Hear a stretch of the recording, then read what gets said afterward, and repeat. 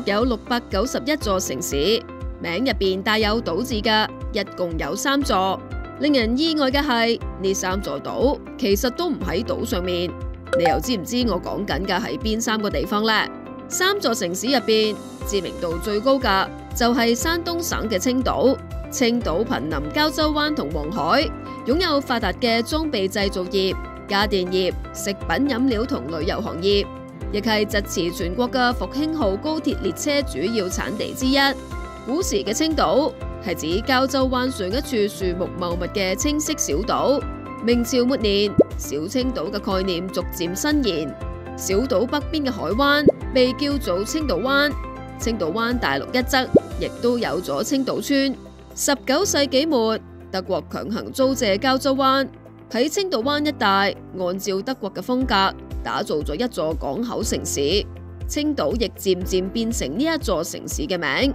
第2座名不符實嘅島就係河北省嘅秦皇島。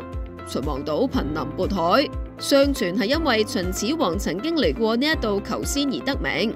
佢亦係中國唯一以帝王名稱命名嘅城市。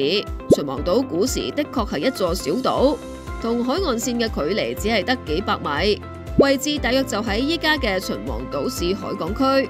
後嚟因為周圍嘅河流攜帶沙泥喺沿海沉積，加上港口建設，19世紀終於同陸地相連，有天下第一關之稱嘅山海關，仲有水清沙幼、被視為避暑勝地嘅北戴河，都喺秦皇島嘅境內。新中國成立之後，北戴河曾經長期係中央領導人下季嘅避暑辦公地點，唔少影響深遠嘅會議同決策都源自呢一度，所以北戴河亦被視為中國政治嘅下都。不過北戴河辦公制度早喺2003年已經取消。最後要介紹嘅係遼寧省嘅葫蘆島。葫蘆島好年輕，1989年升格為地級市，嗰時叫做錦西。1994年先至改名做葫蘆島市。佢嘅名源自當地一處形狀好似葫蘆嘅半島。